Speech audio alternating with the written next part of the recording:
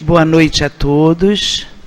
É com muita alegria que iniciamos novamente em nossa casa mais uma noite de estudos do nosso querido Evangelho. Sintam-se todos abraçados pelos nossos amigos espirituais que já se encontram aqui. Então, vamos dar início à nossa noite de estudo. Hoje nós teremos com grande alegria o nosso amigo Hélio, que é o nosso presidente da nossa casa, da nossa instituição, no estudo do Evangelho e no comentário dos passos, a nossa querida Hortência. Gostaríamos de convidar todos para que conosco lessem a nossa página de preparo para a noite de hoje. Hoje estudaremos sobre o Espiritismo. É uma mensagem do livro Caibá Responde, Psicofonia do nosso querido Altivo. E é uma entrevista ao espírito de Caibá. Nos diz assim: Espiritismo. Caibá responde: graças a Deus, meus irmãos, Jesus Cristo permaneça junto a todos, iluminando os corações que se dedicam à grandiosa e nobre tarefa da difusão doutrinária. Sois quais pequenas formigas que se aparentarem fortaleza, são fortes. Entretanto, se criarem grandes obras para serem vistas pelos homens, criam colônias importantes, núcleos de difusão doutrinária. Todos somos pertencentes ao grande círculo de divulgadores do estudo cristão e do estudo espírita. Por isso mesmo, todas as forças deste núcleo de luz os envolvem, protegendo-os, animando-os, distribuindo recursos espirituais, tornando possível o falar-se de espiritismo em todos os quadrantes. E com que objetivo juntamo-nos para este projeto? O de falar de espiritismo? É porque, além de interessados na doutrina como um todo, estamos situados no campo de ação da linha de frente. Por isso, falamos por vários meios, através de vários projetos. Falamos, como dizíamos, de espiritismo para toda a humanidade terrena passível de nos ouvir. O que aqui estão, trabalhadores desta doutrina, ligados a este esforço, devem ter no coração sempre a certeza absoluta de que não estão sós e de que este serviço deve prosperar como uma árvore frondosa que sai da sua semente inicialmente. Assim são todos. Aparentemente, são poucos e pequenos. Entretanto, trazem dentro de si a força de uma semente de árvore poderosa, que é o Evangelho e a doutrina espírita. Que Deus a todos ajude, abençoe, ilumine, conduza e proteja, agora e sempre, graças a Deus. Há alguma dúvida a falar? Então o entrevistador pergunta. Temos enfrentado diversos obstáculos que, por mais que nós saibamos do apoio espiritual, porque eles às vezes se dão tão constantemente, tão continuamente, como fazer para enfrentá-los com segurança mesmo? Caibá. Os obstáculos fazem parte da vida terrena. Ninguém, nada constrói na terra sem estes obstáculos. Eles apresentam o que existe de inferior ainda no homem. E quando falo inferior, não digo somente falta de amor, digo também falta de conhecimento, porque falta de conhecimento também é uma inferioridade. A Terra tem mais seres inferiores do que elevados, moderados, equilibrados. Caibá Sutra. Então agora nós vamos acalmar os nossos corações, esquecermos um pouco os problemas que carregamos lá de fora, deixá-los lá fora. E vamos pensar juntos no nosso amigo, no nosso amado Senhor Jesus.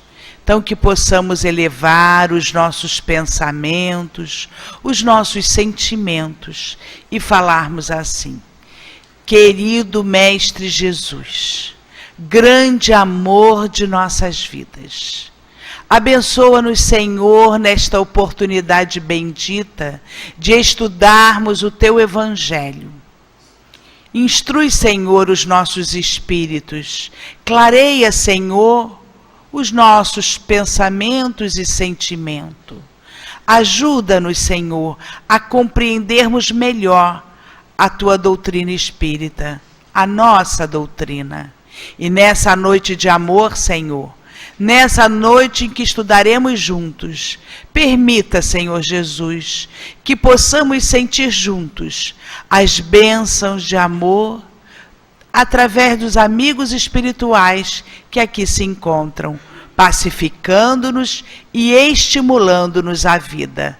Sê conosco, Senhor, em Teu nome, em nome dos amigos espirituais, em nome de Leon Denis, de Allan Kardec, mas sobretudo em nome de Deus, nosso Pai, possamos dar por iniciado o estudo do Evangelho da noite de hoje. Que assim seja, graças a Deus.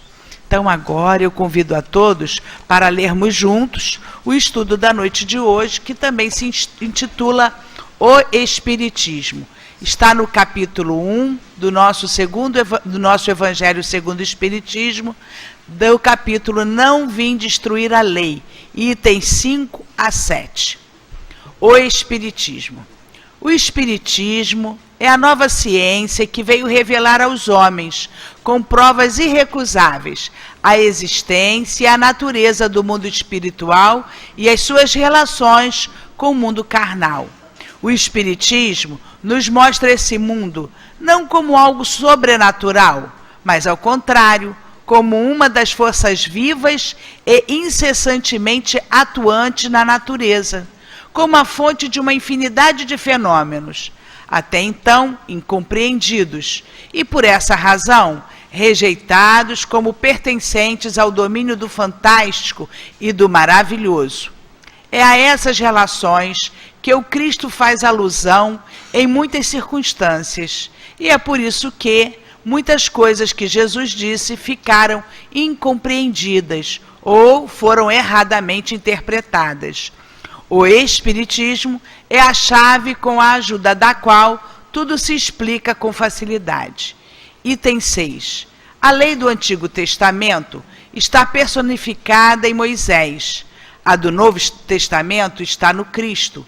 O Espiritismo é a terceira revelação da lei de Deus, mas não está personificada em nenhum indivíduo, porque é o produto do ensinamento dado, não por um homem, mas pelos espíritos, que são as vozes do céu, sobre todos os pontos da terra, e por uma multidão inumerável de intermediários. É, de certa forma, um ser coletivo, abrangendo o conjunto de seres do mundo espiritual, vindo, cada um, trazer aos homens a contribuição de seus conhecimentos, para fazê-los conhecer aquele mundo e a sorte que nele os espera. 7. Assim como Cristo disse: eu não vim destruir a lei, mas cumpri-la, o Espiritismo igualmente diz: eu não vim destruir a lei cristã, mas cumpri-la.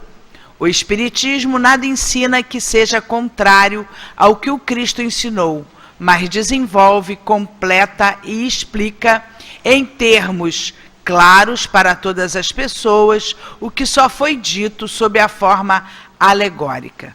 O Espiritismo veio cumprir no tempo predito o que Cristo anunciou e preparar a realização das coisas futuras. Ele é, portanto, obra do Cristo, que o preside, assim como igualmente o anunciou a regeneração que se realiza e que prepara o reino de Deus sobre a terra. E assim nós passaremos a nossa palavra ao nosso querido Hélio. Que tenhamos uma boa noite de estudos. Boa noite a todos. Que sejam as nossas primeiras palavras um profundo agradecimento a Deus e a Jesus por aqui estarmos. Sentindo essa paz, sentindo esse ambiente de paz, desde que aqui entramos, desde que aqui adentramos. Hoje vamos falar sobre o capítulo 1 do Evangelho, o Espiritismo. A gente pode afirmar com a certeza absoluta que o Espiritismo é a maior ou a melhor alavanca para o progresso do homem na Terra. Nós não tenhamos dúvidas disso. O Espiritismo, ele esclarece, consola, ele nos dá ânimo, coragem, diante das adversidades da vida. A gente pode afirmar, assinar embaixo, carimbar, o Espiritismo é a maior alavanca de progresso para o homem na Terra. Não tenhamos nenhuma dúvida disso. Logo no início do estudo, Kardec vem dizendo assim para nós: o Espiritismo é a nova ciência que veio revelar aos homens, com provas irrecusáveis, a existência e a natureza do mundo espiritual. Foram os próprios espíritos que vieram se manifestar, inicialmente, através das mesas girantes. Todos nós que estudamos a doutrina espírita, nos lembramos, ou se não lembramos, deveremos estudar como começou as manifestações espíritas, para que Kardec pudesse compilar, organizar o Livro dos Espíritos. Kardec foi levado, foi convidado para comparecer a reuniões em que as mesas falavam, que as mesas giravam e que respondiam a perguntas inteligentes que eram feitas a ela. Ora, a mesa não fala, a mesa não pensa, a mesa não tem inteligência, e a partir dali, Kardec observando, como observador que era, propenso, já planejado, tudo programado no mundo espiritual, para que ele pudesse então desenvolver, como desenvolveu, o estudo, compilando, organizando o Livro dos Espíritos. Mais abaixo um pouco na mensagem de hoje, no fim do primeiro parágrafo, Kardec diz assim para nós: o Espiritismo é a chave com a ajuda da qual tudo se explica com facilidade. Quando Eurípides Barçanufo, lendo a Bíblia, ele leu o capítulo 5 da Bíblia, bem-aventurados os aflitos. Ele não entendeu.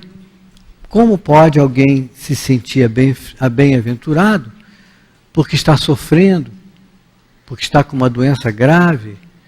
Como pode alguém se sentir feliz por estar passando por uma situação difícil, como está passando, e entender isso que está acontecendo com ele? Ele voltou ao padre, o padre Maia, e perguntou ao padre que ele disse para ele assim: tudo entendi na Bíblia, mas não consigo entender esse capítulo das bem-aventuranças. E o padre disse para ele: esses são mistérios de Deus. Pouco tempo depois, o tio dele, tio Mariano, que era espírita,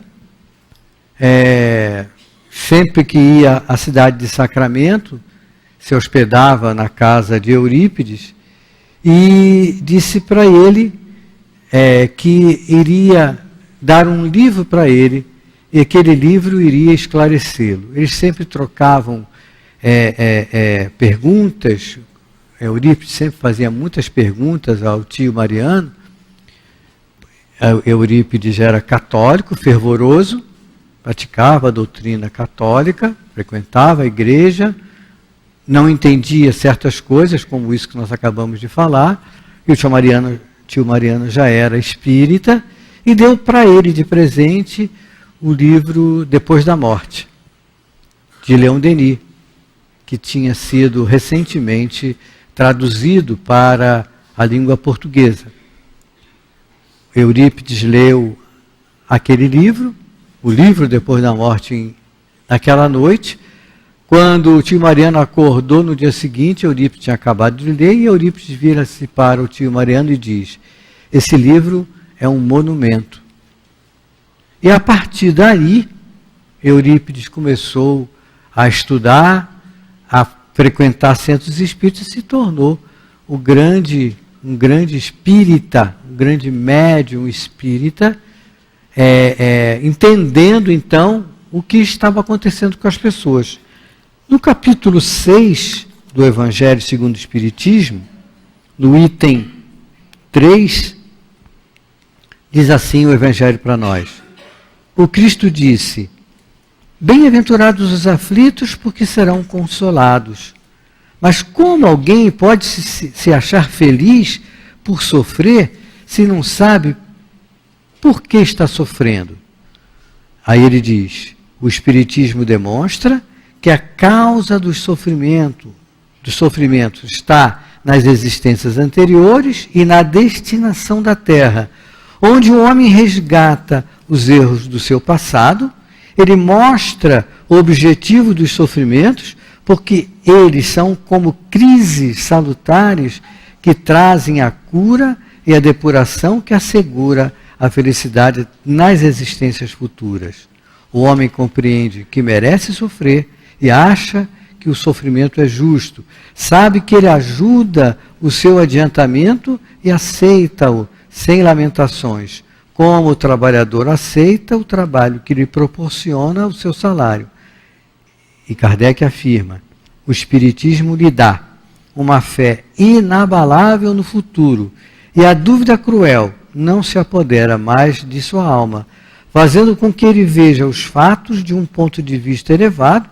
A importância das vicissitudes terrestres desaparece no amplo e esplêndido horizonte que ele abrange, e a perspectiva da felicidade que o espera dá-lhe a paciência, a resignação, a coragem de ir até o final do caminho. Assim, o Espiritismo proporciona o que Jesus disse sobre o Consolador prometido: conhecimento dos fatos, que faz com que o homem saiba de onde veio, para onde vai e por que está na Terra, retorno aos verdadeiros princípios da lei de Deus e consolação pela fé e pela esperança. Então o Espiritismo, mostrando para nós, mostrando para o homem, com provas irrecusáveis. Que provas irrecusáveis são essas? Os próprios espíritos desencarnados vinham à Terra mostrar para o homem: olha, a vida não acaba com a morte. A vida continua. Nós todos somos espíritos imortais. Tivemos encarnações anteriores, tivemos vidas anteriores, teremos vidas posteriores. Então o Espiritismo dá para nós a noção do futuro, consola, nos dá coragem, nos dá a resignação. O Espiritismo prova para nós, então, a imortalidade da alma. No capítulo 6 do Evangelho segundo o Espiritismo, no item 3, quando está lá anotado em João, capítulo 14, quando fala do Consolador prometido, diz assim um Evangelho para nós: se me amais, observai os meus mandamentos. E eu rogarei a meu Pai, e Ele vos enviará um outro Consolador, para que fique eternamente convosco, o Espírito de verdade, que o mundo não pode receber, porque não o vê e porque não o conhece. Vós, porém, o conhecereis, porque ele ficará conosco e estará em vós. Mas o Consolador, que é o Santo Espírito, que meu Pai enviará em meu nome, vos ensinará todas as coisas e vos fará recordar tudo o que vos tenho dito. Então o Espiritismo é o Consolador prometido por Jesus para todos nós, mostrando, e aí que é importante a gente ter em mente sempre isso. Nós somos espíritos imortais. Tivemos vidas anteriores. Teremos vidas posteriores. Eu sei que é muito difícil ainda para nós raciocinarmos de forma assim concreta de que somos espíritos imortais, que tivemos vidas anteriores, que teremos vidas posteriores. É fácil da gente entender, mas quando estamos passando por uma situação difícil, nós muitas vezes questionamos Deus. Que mal eu fiz a Deus para passar pelo que eu estou passando? E aí a gente volta um pouquinho no tempo. Leon Denis fala muito bem isso no livro Depois da Morte, quando ele fala da ideia de Deus. Como é que o homem primitivo tinha a ideia de Deus? Para o homem primitivo, Deus era o raio, o trovão, o Deus dos mares. Deus, ele como não entendia, como nós também ainda hoje não entendemos Deus, mas já temos uma ideia bem melhor, bem mais ampla do que seja Deus, quem seja Deus, mas ele não entendia nada. Com o passar do tempo, a ideia que tínhamos de Deus era aquele Deus que punia, que castigava, aquele Deus que só aceitava, só ajudava aqueles que o seguissem. Essa era a ideia que nós tínhamos de Deus, que nós, homens, tínhamos de Deus. O Espiritismo veio mostrar para nós que Deus é bom, é misericordioso e é justo. Então essa ideia de que Deus é bom, é misericordioso e justo, muitas vezes nós entendemos, mas na prática, aí volto a repetir, na prática às vezes fica difícil. Quando um filho nosso nasce com uma doença congênita muito séria, ou quando nós mesmos temos doenças seríssimas, estamos passando por situações seríssimas e nos pegamos dizendo que mal eu fiz a Deus para passar pelo que eu estou passando. A doutrina espírita, o Espiritismo, mostra para nós que essa presença, a presença de Deus, bom, misericordioso, justo, que faz com que tenhamos junto a nós espíritos mais elevados, espíritos protetores, espíritos que nos ajudam, que nos amparam, que nos orientam, que nos amam, que estão sempre prontos a nos ajudar e que estão junto a nós desde que nós nascemos e que ficam junto a nós até nós desencarnarmos e que muitas vezes continuam sendo nossos espíritos protetores em várias encarnações seguidas. Essa doutrina espírita que nos esclarece, que mostra que temos junto a nós, que Deus nunca nos dá provas mais difíceis, maiores do que aquela que podemos suportar. Essa doutrina espírita, o Espiritismo, essa doutrina maravilhosa, que faz com que possamos ver a vida ou deveríamos ver a vida de um outro modo.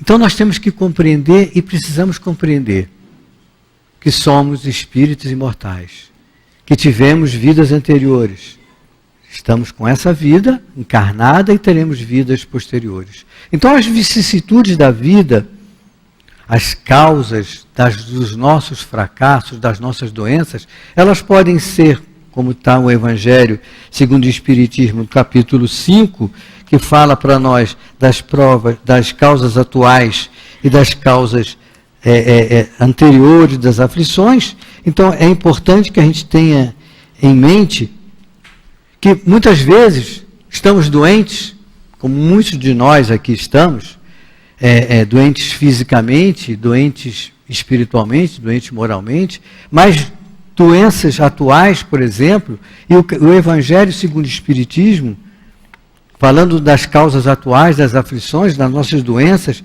e o Kardec faz aqui uma série de afirmações, de orientações, que faz com que todos nós temos que pensar naquilo que Kardec está dizendo. Diz assim: buscando-se a origem dos males terrenos, reconheceremos que muitos deles são a consequência natural do caráter e do comportamento daqueles que os sofrem. Aí Kardec começa a nos lembrar: quantos homens caem por sua própria culpa? Quantos são vítimas da sua própria imprevidência, do seu orgulho, de sua ambição? Quantas pessoas arruinadas pela falta de ordem e de perseverança, pela má conduta ou por não terem sabido limitar os seus desejos?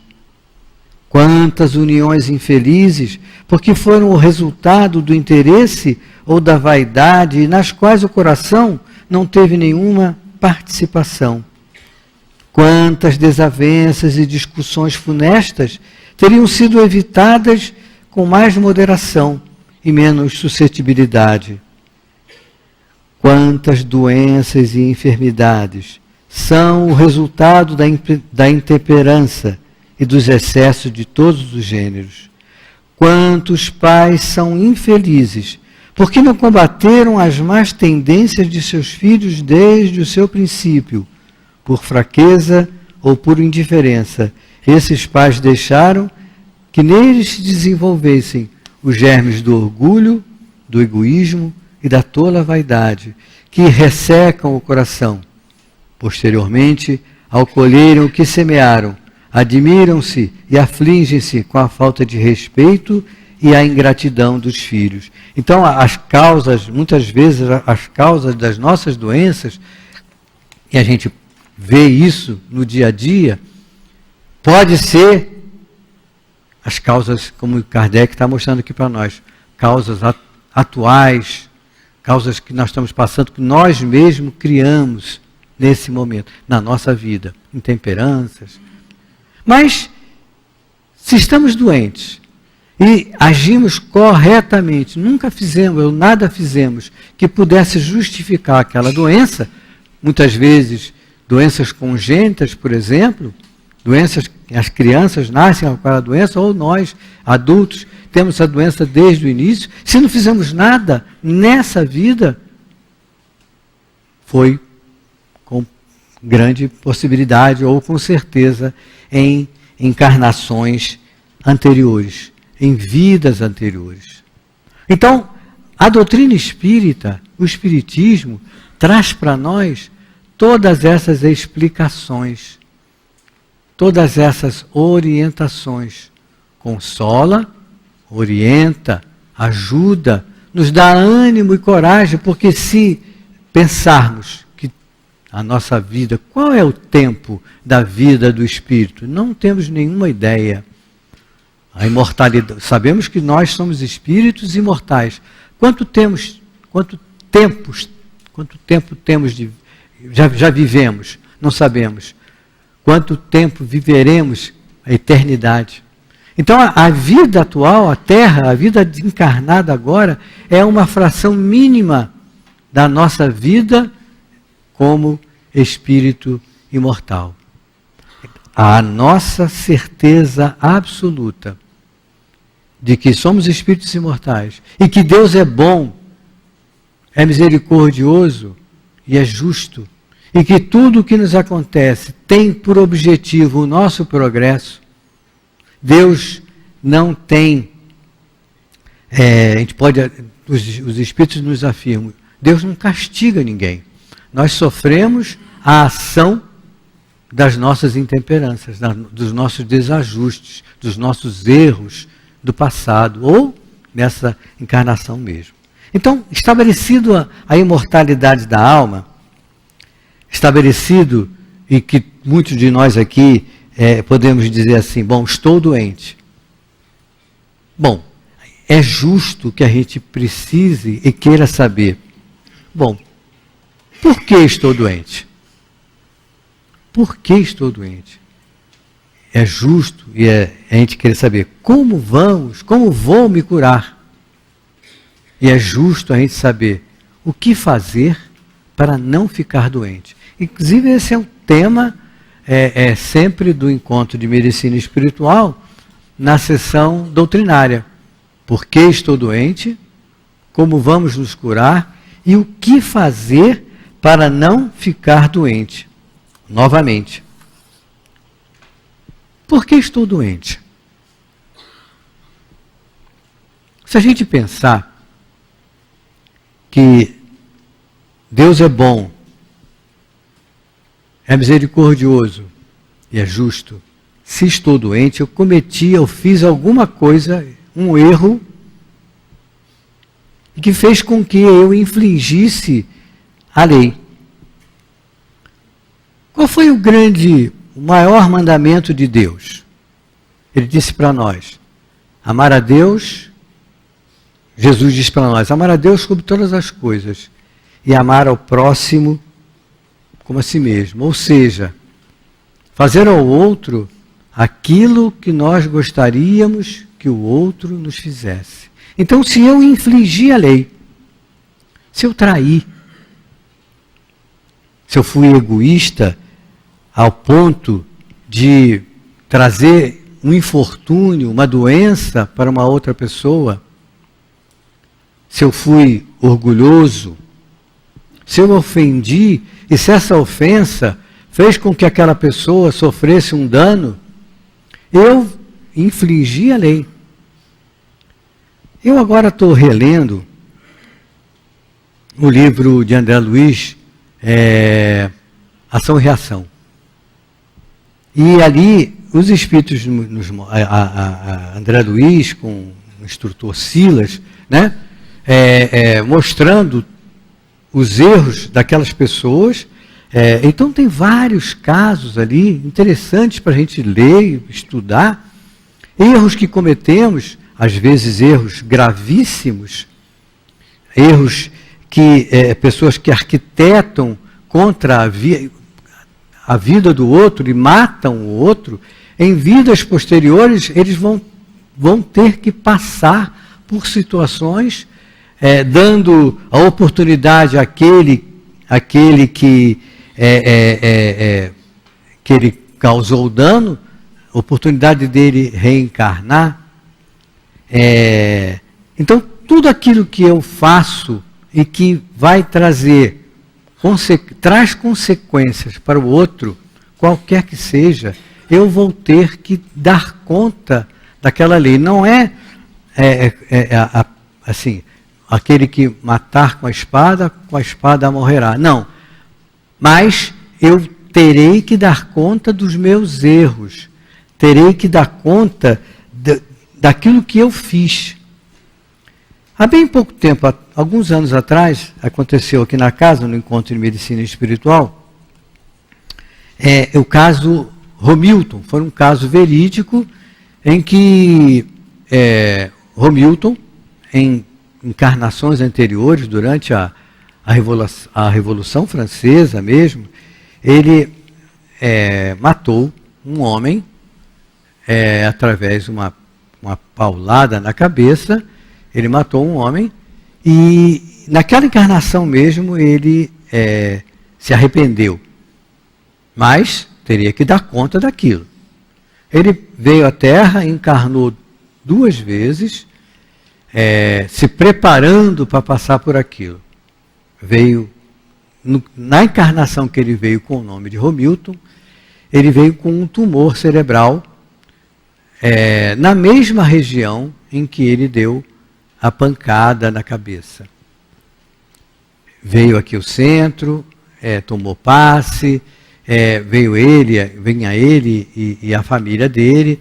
Claro que nós não sabíamos nada disso.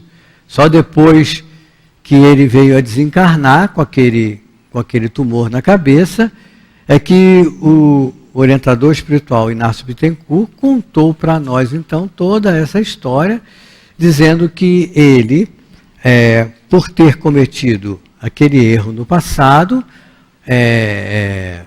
se preparou para aquilo e veio nessa encarnação com aquele tumor na cabeça. Não ficou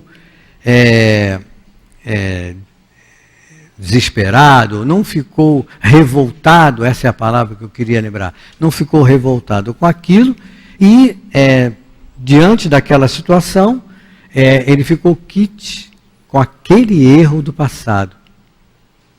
Aquele tumor na cabeça, com a resignação, com a fé que ele vinha, ele ficou quite com aquele erro do passado. Então nós, ao encarnarmos, ao reencarnarmos, temos doenças, e o Evangelho segundo o Espiritismo, capítulo 5 mesmo, nos fala sobre o esquecimento do passado. A bondade de Deus é tanta que faz com que nós não nos lembremos dos nossos erros do passado. E reencarnamos, na grande maioria das vezes, junto àqueles espíritos que nós temos dívida e aqueles espíritos têm dívida conosco. Nós reencarnamos sempre no mesmo, sempre na mesma ambiente, vamos assim dizer, aqueles mesmos espíritos, nos devemos uns aos outros. No Evangelho, capítulo 14, item 9, a ingratidão dos filhos e os laços de família, um capítulo maravilhoso do Evangelho, em que ali o Espírito diz para nós que o Espírito precisa reencarnar. E ele olha aquela futura família dele. E aí ele vê ali aquele homem que arruinou a sua fortuna, aquela pessoa que ele não ama, aquele que tem problema, e ele muitas vezes desiste de reencarnar. Aí o Espírito fala assim, mas se ele toma boas resoluções e resolve encarnar naquela família, começa a ver então aquele amor, e muitas vezes a gente vê, todos nós vemos na prática, a ingratidão dos filhos, pai e filho, mãe e filho, que não se dão bem. Existe até ódio entre pai e filho, entre mãe e filho, e só a doutrina espírita poderia explicar para nós essa falta de amor, esse ódio. Isso é explicado porque aqueles espíritos resolveram encarnar juntos para quitar dívidas, para se amarem, para pagar pagar a dívida do outro, vamos assim dizer, e diante da situação, aquele passado volta todo e a pessoa, eles passam a não se amar mais. Isso acontece no dia a dia, entre irmãos, entre pai e filho, entre primos. Nós reencarnamos sempre naquele meio, junto com aqueles espíritos que somos devedores e espíritos que nos devem também. Reencarnamos para nos amarmos, quitarmos as nossas dívidas do passado. Então, e a bondade de Deus é tanta que faz com que eu possa, entre aspas, pagar a minha dívida junto àqueles que ali estão, junto a mim. Se eu ofendi muito no passado, ou se eu ofendo muito hoje ainda, eu sempre vou ter junto a mim aqueles que me ofendem também. É uma troca, e eu sendo ofendido, sendo machucado, e eu não gosto de ser machucado, eu não gosto de ser ofendido, eu não gosto que me tratem mal, com o estudo da doutrina espírita, eu começo a ver que eu tenho que fazer ao outro aquilo que eu gostaria que me fizessem. Que eu tenho que tratar o outro da mesma maneira que eu gostaria que me tratassem. Então, quando eu erro, todos nós aqui erramos, devemos nos arrepender, vamos ter sempre a oportunidade de ressarcir esse erro, mas vamos sempre sentir na pele aquela ofensa, aquele mal-querença, porque vamos ver que não gosto que me tratem assim, então não vou tratar o outro dessa maneira. Esse esclarecimento, essa noção é importante para nós. Então eu estou doente. Todos nós aqui estamos doentes. Por que fiquei doente? Então essas causas anteriores, atuais, das nossas doenças, precisamos analisar. Bom, estou doente. Como vou me tratar? Quando estamos doentes, o que nós fazemos? Vamos ao médico. Procuramos o médico. Quem é o nosso maior médico? Quem é o médico? Há alguns anos atrás, o Espírito Baltazar, um dos benfeitores da nossa casa, disse para nós, comparando, ele disse, o centro espírita, ele é ao mesmo tempo um hospital, ele é ao mesmo tempo uma escola e é ao mesmo tempo um templo. Aqui nós não viemos estudar a doutrina espírita? Aqui nós não viemos nos tratar? E aqui nós não viemos orar, agradecer a Deus, a Jesus, aos amigos espirituais aqui estarmos? Então, quando estamos doentes, precisamos nos tratar e vamos procurar o nosso médico maior, seguir as suas orientações, seguir o seu tratamento, seguir as orientações que ele nos dá. Estamos doentes, escrevemos, por exemplo, como muitos de nós aqui o fazem, escrevemos para o plano espiritual, pedindo ajuda, pedindo orientação, pedindo socorro. E o que os espíritos dizem? Respondem para nós: mantenha o tratamento médico, continue tomando o seu remédio, mas venha estudar a doutrina espírita. Nos passam até passes de tratamento espiritual e muitos de nós aqui estamos tomando hoje o passe de tratamento espiritual, que é feito aqui na nossa casa, na quarta-feira. Todos nós que aqui estamos, vamos receber daqui a pouco o passe, que é também um passe de tratamento espiritual. Não tenhamos nenhuma dúvida nesse respeito, que o passe que vamos receber daqui a pouco é um passe de tratamento espiritual. No encontro de medicina espiritual, perguntamos: quem está doente? Quem está doente é o espírito ou o corpo? E os espíritos responderam: o espírito e o corpo. Quem tem que se tratar primeiro? O espírito. Precisamos tratar nós, porque não adianta nada. Eu estou aqui doente porque eu cometi um erro. Fui egoísta, fui orgulhoso, e com o problema do meu orgulho, do meu egoísmo em encarnações anteriores, eu causei um mal muito grande a uma pessoa, e essa pessoa ficou doente, essa pessoa veio a desencarnar.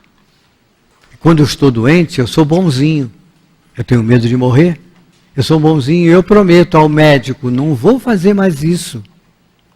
Não vou fazer mais isso. Não vou ser mais orgulhoso, eu não vou ser mais egoísta, eu vou tratar o outro como eu gostaria de ser tratado. Aí eu venho aqui, estudar a doutrina espírita, fico escutando a palestra, lendo a página, tomo o passe, 4 passes, 8 passes, 12 passes, fiquei equilibrado fisicamente. Aí os espíritos dizem, continue estudando a doutrina espírita, mas eu não estou sentindo mais dor nenhuma, não estou sentindo mais nada. E o que eu faço? Tchau, centro espírita. Não, hoje tem jogo, tem o seu teatro, eu tenho que fazer isso, tem novela. Então eu fiquei curado fisicamente, deixo de vir ao centro espírita. E o que acontece? Aquele orgulho, aquela vaidade, aquele egoísmo que há dentro de mim, começa novamente a se exacerbar, e eu continuo ferindo, continuo ofendendo, continuo machucando, continuo tratando o outro de forma imprópria, não como aquela que eu gostaria que me tratassem. E o que acontece? A recidiva da doença. Fico doente novamente. Aí eu venho novamente ao médico. Jesus, me ajude. Doutor Herman, me ajude. Venho, escrevo novamente para o plano espiritual. O plano espiritual, tome tantos passos de cura. Procure um médico. Procure mudar o seu modo de agir. Procure mudar o seu modo de pensar. Seja menos orgulhoso. Seja menos vaidoso. E com isso a gente vai levando a nossa vida. Então, quando estamos doentes, temos o dever, precisamos procurar o médico para nos tratar. Quem é o nosso médico maior? Jesus. Então, por que ficamos doentes? Porque infringimos a lei. Como vamos nos curar? Jesus nos dá a chave. Qual é a chave? Caridade. Não há outra saída. Não há outro tratamento. Caridade. Aí, os Espíritos nos dizem, o Evangelho nos diz, falando sobre a caridade material e a caridade moral. Os centros espíritas nos dão a oportunidade de trabalhar no bem. Trabalhar, por exemplo, como nós temos na obra social, a nossa obra social, a obra social Antônio de Aquino, em que nós vamos lá trabalhar, darmos um pouquinho daquilo que temos, o nosso talento, e vamos ajudar aquele que está mais necessitado, materialmente um pouco. Um pouquinho d'água. Vamos ajudar aquele que está mais necessitado naquele momento, mas é uma forma de nós nos tratarmos. Porque nós vamos ver naquele sofrimento do outro, material, naquele sofrimento moral, exemplos que estamos passando, que precisamos ver. Dá licença.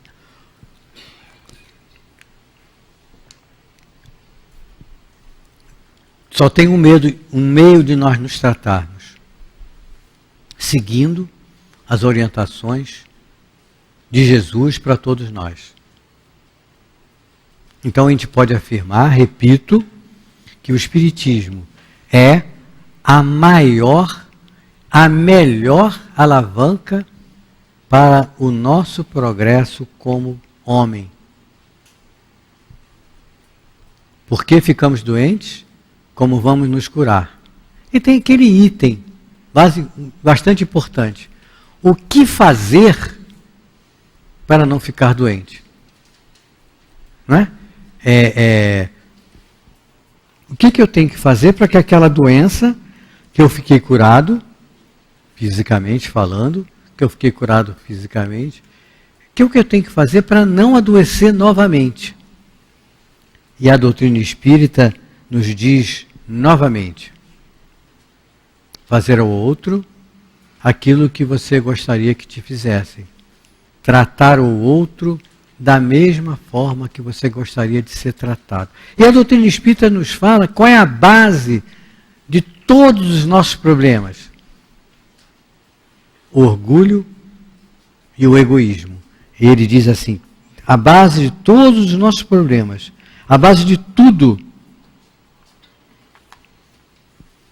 está o egoísmo. No capítulo 11 do Evangelho, no item 11 também, fala sobre o egoísmo. O Espírito diz assim para nós: o egoísmo, esta saga da humanidade, deve desaparecer da Terra, pois atrasa o seu progresso moral. É ao Espiritismo que está reservada a tarefa de fazê-la subir na hierarquia dos mundos. O egoísmo é o objetivo para o qual todos os verdadeiros crentes devem dirigir suas armas, suas forças, sua coragem. Digo coragem porque é preciso mais coragem para vencer a si mesmo do que para vencer os outros. Que cada um, portanto, reúna todos os seus esforços para combatê-lo dentro de si, com a certeza de que esse monstro devorador de todas as inteligências, esse filho do orgulho, é a fonte de todas as misérias aqui na Terra. Ele é a negação da caridade e, consequentemente, o maior obstáculo que o homem tem para a conquista da sua felicidade. Por que ficamos doentes? Como vamos nos curar? E o que fazer para não ficarmos mais doentes? São orientações que a doutrina espírita nos dá, que o Espiritismo nos dá, de como temos que agir. Combater o orgulho, combater a vaidade, combater o egoísmo entre nós, porque nós somos responsáveis pelo mal que advém, do bem que poderíamos ter feito a alguém e não fizemos. Eu sou responsável pelo mal que advém ao outro, pelo bem que eu podia ter feito e que não fiz.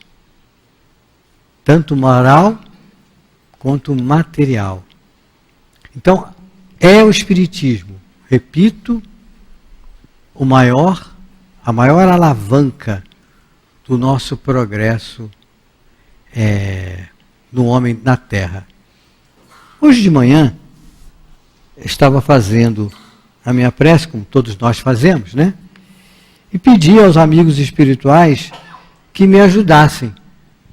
E eu pedi assim, que eu abra uma página do Evangelho, ou que eu abra uma página desses nossos livros, depois do Dr. Herma, de Baltazar, de Antônio de Aquino, que seja uma mensagem para nós, hoje, aqui no Centro Espírita.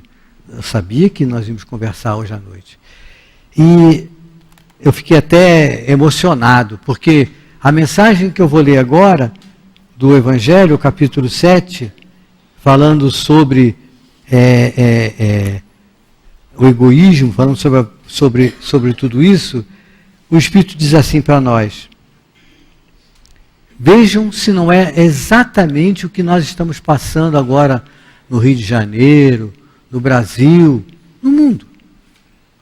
O Espírito diz assim para nós: homens, por que vos lamentais das calamidades que vós mesmos acumulastes sobre vossas cabeças?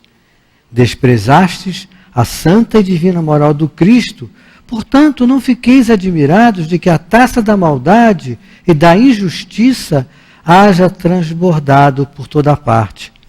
O mal-estar se generaliza. A quem isso se deve, senão a vós mesmos, que procurais incessantemente destruir-vos uns aos outros? Não podeis ser felizes sem benevolência mútua. Mas como a benevolência pode existir juntamente com o orgulho? O orgulho, eis a fonte de todos os males. Dedicai-vos, pois, a destruí-lo, se não quereis que as suas funestas consequências se perpetuem. Só existe um meio que vos oferece essa oportunidade, mas ele é infalível. Tomai a lei do Cristo, a lei que haveis repelido ou falseado na sua interpretação, como regra invariável da vossa conduta. Porque tendes em tão grande estima o que brilha e encanta os olhos, em lugar do que vos toca o coração. Porque o vício na opulência é objeto das vossas adulações, enquanto que só tendes um olhar de desdém para o verdadeiro mérito que se oculta na obscuridade. Quando um rico devasso, perdido de corpo e alma, se apresenta em qualquer parte, todas as portas lhe são abertas, todos os olhares se voltam para ele, enquanto que dificilmente se dignam conceber uma saudação ao homem de bem que vive de seu trabalho. Quando a consideração que se concede às pessoas é medida pelo ouro que possuem ou pelo nome que trazem, que interesse elas podem ter em se corrigirem de seus defeitos? Seria totalmente diferente se o vício dourado, assim como o vício andrajoso, fosse combatido pela opinião pública, mas o orgulho é indulgente com tudo que o lisonjeia. Século de cupidez e dinheiro, dizeis, sem dúvida, mas por que deixaste as necessidades materiais se sobreporem ao bom senso e à razão? Porque cada um quer se elevar acima do seu semelhante? Hoje, a sociedade sofre as consequências desse fato. Não esqueçais que um tal estado de coisas sempre é um sinal de decadência moral.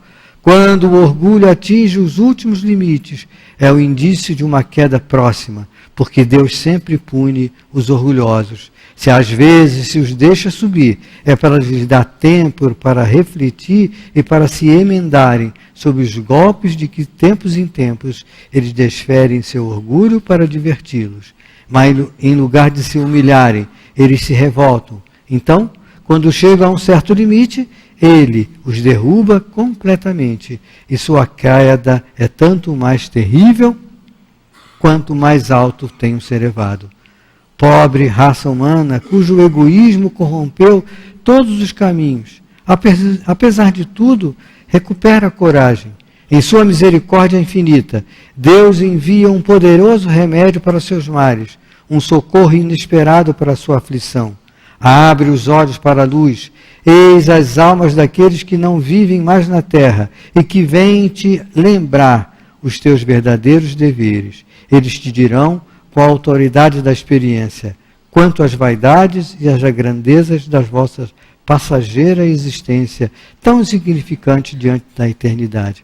Eles te dirão que lá, o maior será aquele que foi o mais humilde entre os pequenos da terra, que aquele que mais amou seus semelhantes é também o que será mais amado no céu, que os poderosos da terra, se tiverem abusado da sua autoridade, serão reduzidos a obedecer aos seus servidores, que a caridade e a humildade, enfim, essas duas irmãs que andam sempre de mãos dadas, são os meios mais eficazes de se obter a graça diante do Eterno. Adolfo, bispo de Alger. Então, que nós possamos sair daqui hoje com a certeza absoluta de que o Espiritismo é a nossa alavanca de progresso como espíritos imortais. Estamos doentes, estamos passando por situações difíceis. Essa doença, essas situações difíceis têm por causadores nós mesmos. Se não foi nessa encarnação, foi em encarnações anteriores. Mas o Espiritismo nos mostra, nos fala que poderemos ser felizes e seremos felizes no futuro, porque todos nós, um dia, seguiremos a lei de Deus, seguiremos as orientações de Jesus e sempre faremos ao outro aquilo que nós gostaríamos que nos fizesse. E agindo assim, sempre seremos felizes.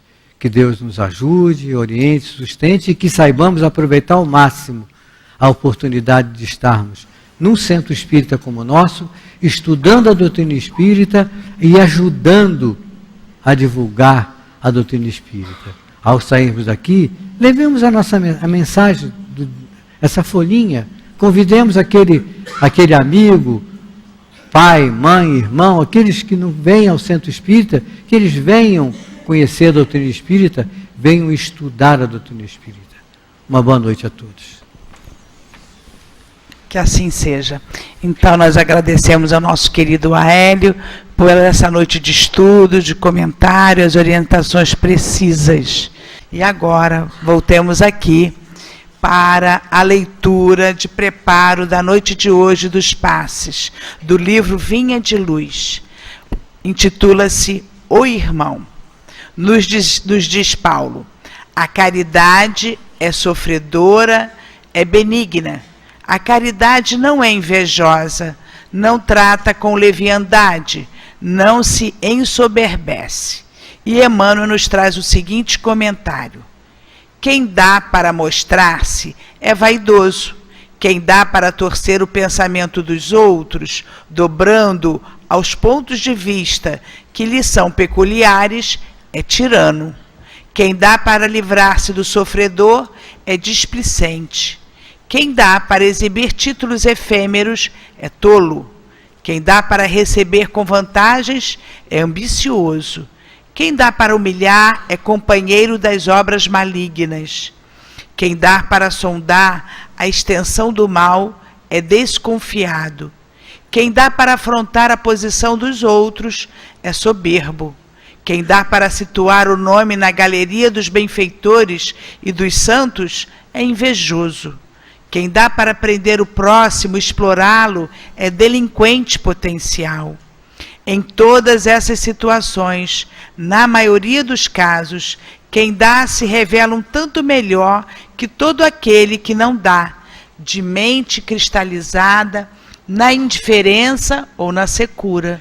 Todavia, para aquele que dá, irradiando o amor silencioso, sem propósitos de recompensa e sem mescla de personalismo inferior, reserva o plano maior, o título de irmão. Agora, nós convidamos a todos os irmãos médios que se deslocarão lentamente para o momento dos passes.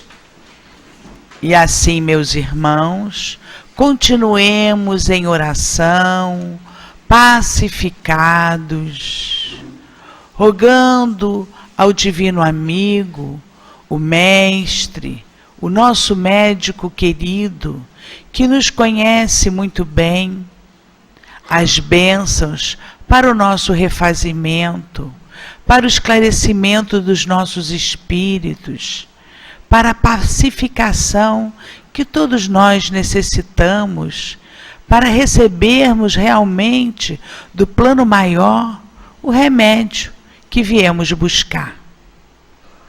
Que possamos conduzir os nossos sentimentos, acalmando-nos, percebendo o plano maior junto de cada um de nós, e busquemos conduzir os nossos pensamentos ao nosso meigo Jesus, ao nosso grande amigo, aos nossos amigos espirituais, aos nossos anjos guardiães, que estão aqui a velar por nós, e que possamos dizer assim: querido Jesus, meigo e amigo, aqui estamos, Senhor, necessitados do teu remédio, do remédio que precisamos, da paz.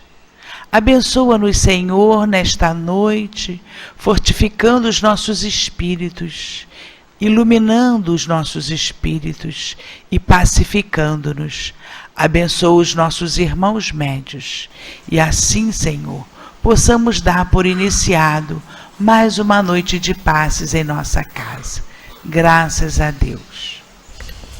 Que nesse momento do passe possamos sentir a presença amiga do coração generoso do Senhor Jesus, através desses companheiros que os representam, amparando os irmãos médiuns que estão neste momento nos sustentando com o passe. Emmanuel, quando faz o comentário da carta de Paulo, da primeira carta de Paulo ao Coríntios, né, falando sobre a caridade e como devemos estar atentos a esta forma de sermos caridosos, vem nos alertar justamente sobre a nossa intenção ao realizarmos, ao estarmos com atitudes, né? Ao estarmos realizando coisas às quais intitulamos um ato caridoso, uma atitude generosa, uma atitude bondosa.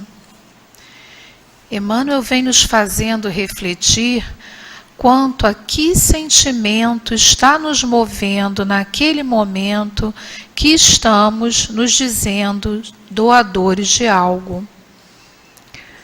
Que sentimento nos move quando vamos buscar ser generosos, quando vamos buscar ser caridosos? Será que desejamos que o nosso ponto de vista prevaleça?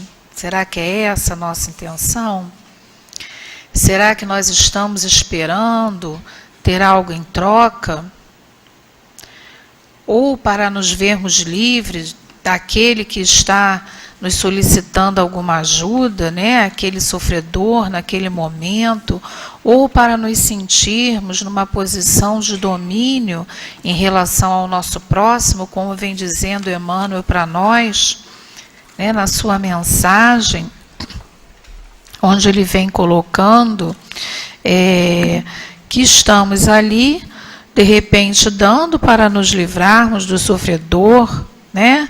Ou que estamos ali, de repente, dando para poder prender o próximo, explorá-lo, né? Então, o que nós estamos esperando? Que sentimento é esse?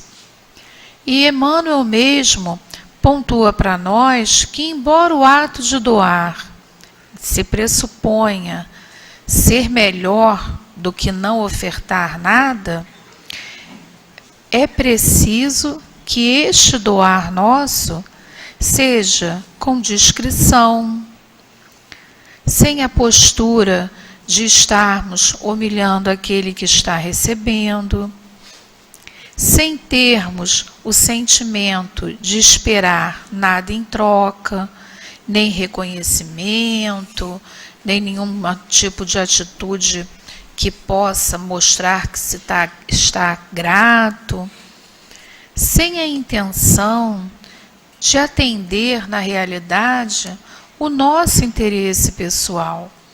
E por que Emmanuel faz esse comentário em relação a esta fala de Paulo na sua carta aos Coríntios?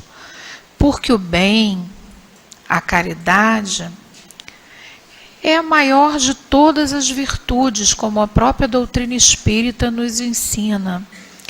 Mas serve para quê? Serve para nos auxiliar, nos ajudar a exercitar o amor em nós. E quem é o maior beneficiado, primeiramente? Somos nós mesmos, quando buscamos exercitar esse bem, essa caridade, em toda a sua plenitude, dentro das nossas possibilidades, dentro dos nossos esforços verdadeiros, com os melhores dos nossos sentimentos. E aí é como Emmanuel diz para nós, quando nós acionamos esse melhor sentimento para realizar algo em benefício do nosso próximo, nós somos reconhecidos como verdadeiros irmãos em Cristo. O plano espiritual, né, o plano maior, se sente alegre, se sente feliz de observar o esforço verdadeiro que estamos fazendo para nos tornarmos criaturas melhores. E na realidade, quando acionamos esse esforço de realizar o bem na sua plenitude, sem buscar nada em troca, sem priorizar nenhuma intenção onde possa prevalecer o nosso ponto de vista, o nosso personalismo, estamos verdadeiramente nos esforçando para amar a Deus sobre todas as coisas e o próximo como a si mesmo. Busquemos então, meus irmãos, o esforço verdadeiro da melhoria das nossas intenções e atitudes, pois seremos os primeiros a nos beneficiar. Muita paz a todos. E agora, meus irmãos, ouçamos com atenção a mensagem do plano espiritual, vibrando pelo nosso irmão.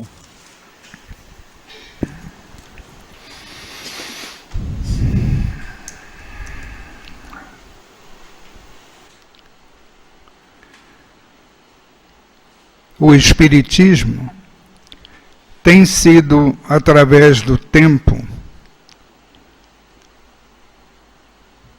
a possibilidade de melhor compreendermos a ação de Deus sobre o universo, sobre os mundos, sobre todos nós que estamos ligados a este planeta. Através dele, chegam as lições que nos esclarecem.